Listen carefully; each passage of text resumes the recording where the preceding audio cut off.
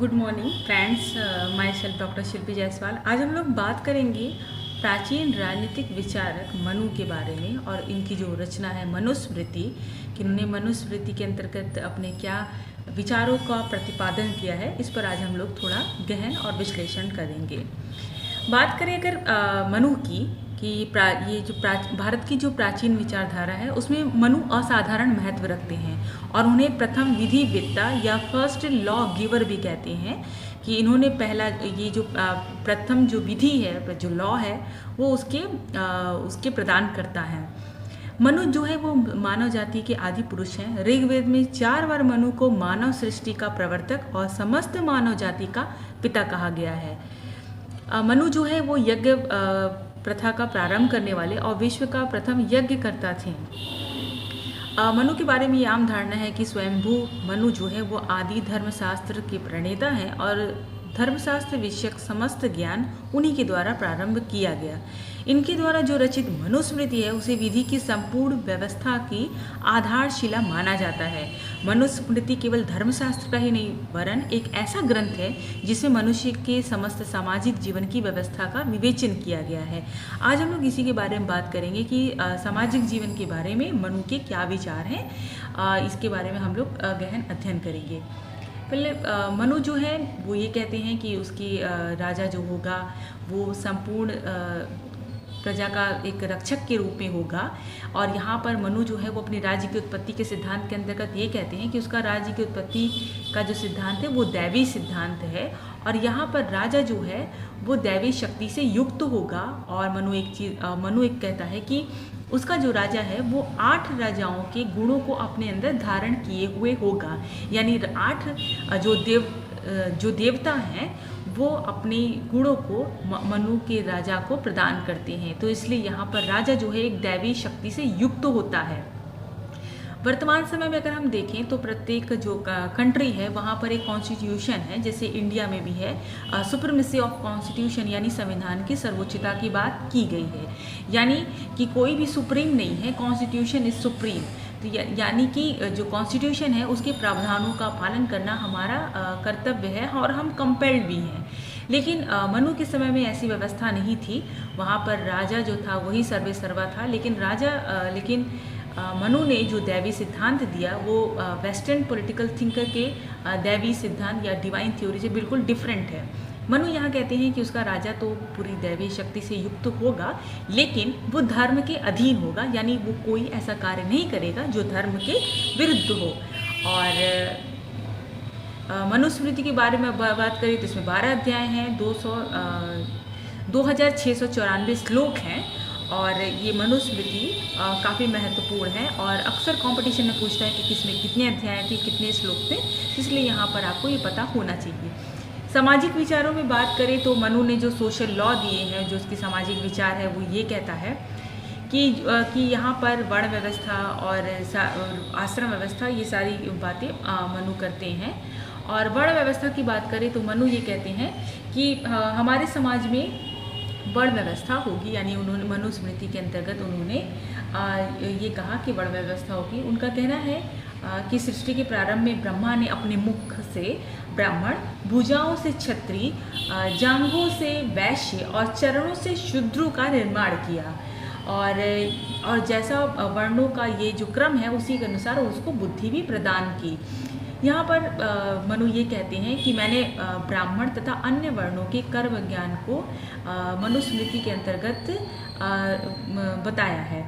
मनु का कहना है कि ब्रह्मा के मुख से उत्पन्न होने के कारण जो वेदों का ज्ञान है वो धर्म अनुसार ब्राह्मण ही होता है और ब्राह्मण ही संपूर्ण सृष्टि का स्वामी है। और वो ये कहते हैं कि ब्राह्मण जो है वो प्राणियों में बुद्धिमान है, श्रेष्ठ है। बुद्धिमानों में मनुष्य जो है वो श्रेष्ठ है और मनुष्यों में जो सर्वश्रेष्ठ है वो है ब्राह्मण। मनु का ये कहना है कि जिस प्रकार से समाज 4 वर्णों में विभक्त है उसी तरीके से मानव जीवन के भी 4 भाग होते हैं। उसने ये कहा कि प्रत्येक मनुष्य जो है वो 100 वर्षों का है, उसका 100 वर्षों का जीवन होता है और इसी के आधार पर वो मनुष्य जीवन को, मानव जीवन को 4 आश्रमों में विभाजित कर देता है। वो ये कहता है कि प्रत्येक मानव के जीवन में 4 आश्रम है। पहला है ब्रह्मचर्य आश्रम, ब्रह्मचर्य आश्रम का जो अवधि है, जो ड्यूरेशन है, वो है जन्म से लेकर 25 वर्ष तक, यानी 25 ईयर्स तक।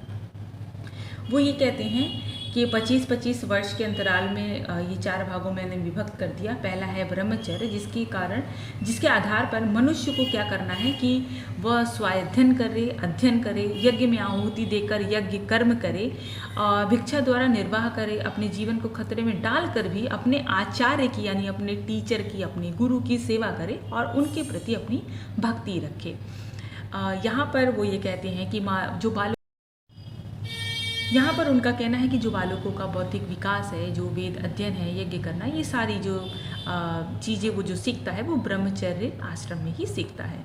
दूसरा है गृहस्थ आश्रम। गृहस्थ आश्रम की अवधि जो है वो 25 वर्ष से लेकर 50 वर्ष तक है। यहाँ पर मनु ये कहते हैं कि प्रत्येक व्यक्ति को विवाह करके अपने दाम्पत्य जीवन का निर्वाह करना चाहिए और अपने कर्म द्वारा जो आजीविका होती है उससे अपने परिवार को भोजन कराना चाहिए, स्वयं भोजन करना चाहिए और इसके साथ ही अपने गृहस्थ आश्रम जो धर्म है उसका पालन करे। गृहस्थ में रहते हुए वो अपने परिवार और कुल में संतानों उत्पत्ति करके वृद्धि करे। और मनु ने चारों आश्रमों में से गृहस्थ आश्रम को सर्वोत्तम माना है, क्योंकि श्रेष्ठ जो 3 आश्रम हैं वो इसी पर आधारित होते हैं और शेष 3 आश्रमों को वो यह आधार उपलब्ध कराता है। यही आश्रम है जो शेष 3 आश्रमों के व्यक्तियों का कर्तव्य पालन इस प्रकार जो मनु है वो अपने चारों आश्रमों में से गृहस्थ आश्रम को श्रेष्ठ कहते हैं।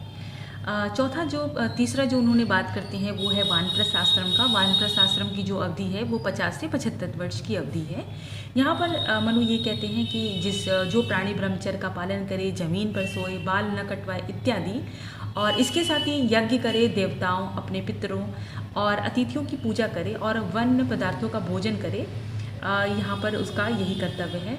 चौथी जो अवस्था है वो संन्यास आश्रम की है। संन्यास आश्रम की जो अवधि है वो 75 वर्ष से 100 वर्ष की अवधि है।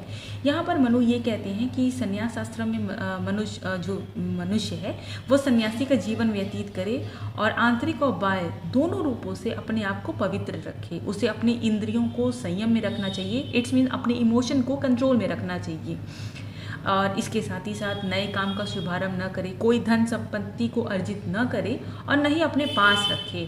जंगल में रहते हुए वहाँ पर भिक्षा मांगकर ही खाना खाए। उसे दिन में एक ही बार भिक्षा मांगनी चाहिए और भिक्षा न मिलने पर उसे दुखी नहीं होना चाहिए, क्योंकि संन्यास आश्रम जो है वही मोक्ष प्राप्ति के लिए ज़रूरी है। स्त्रियों के बारे में बात करें कि स्त्रियों के बारे में मनु जो है वो क्या बात करते हैं, मनुस्मृति के अंतर्गत वो स्त्रियों को क्या स्थान देते हैं। तो मनुस्मृति के अध्याय 9 के अंतर्गत मनु का कहना है कि पति को अपनी स्त्री को दिन रात स्वतंत्र न रहने दें, उसे सदैव अपने अधीन में रखें। मनु का ये कहना है कि बालिका, युवती और वृद्धा, इन तीनों में से किसी को भी किसी भी अवस्था में घर में किसी भी काम, स्त्री को किसी भी अवस्था में स्वतंत्र होने का अधिकार नहीं है। वो जो भी कार्य करें उसके लिए माता पिता की आज्ञा लें। स्त्री बालकपन में अपने पिता के कंट्रोल में रहेंगी और जब वो एक यंग एज में आएंगी तो वो अपने पति के और बाद में अपने पुत्रों के कंट्रोल में रहती हैं। वो कभी भी स्वतंत्र रहने योग्य नहीं है। स्त्रियों को पति, पिता और पुत्रों इत्यादि से पृथक रहने की आज्ञा नहीं रहना चाहिए, क्योंकि इनसे पृथक अगर वो होती हैं तो दोनों कुलों की निंदा होती है। यहाँ पर स्त्रियों के बारे में मनु ने ये कहा कि बालकपन में वो पिता, जवानी में अपने पति और वृद्धावस्था में पुत्र को स्त्री की रक्षा करनी चाहिए, क्योंकि स्त्रियों को में स्वतंत्र रहने की क्षमता ही नहीं होती है। उन पर सदैव नियंत्रण बना रहना आवश्यक है। यहाँ पर मनु ने जो स्त्रियों के बारे में बात की, हालांकि ये काफ़ी क्रिटिसाइज़ का विषय है। फिलहाल हम लोग यहाँ पर इसकी बात नहीं करेंगे। हम लोग केवल बात करेंगे कि मनु ने क्या बातें की हैं। आई होप कि आपको ये मेरा वीडियो अच्छा लगा होगा। तो अगर आपको अच्छा लगा तो प्लीज़ लाइक करिए, शेयर करिए, कमेंट करिए और सब्सक्राइब करना ना भूलें। Thank you.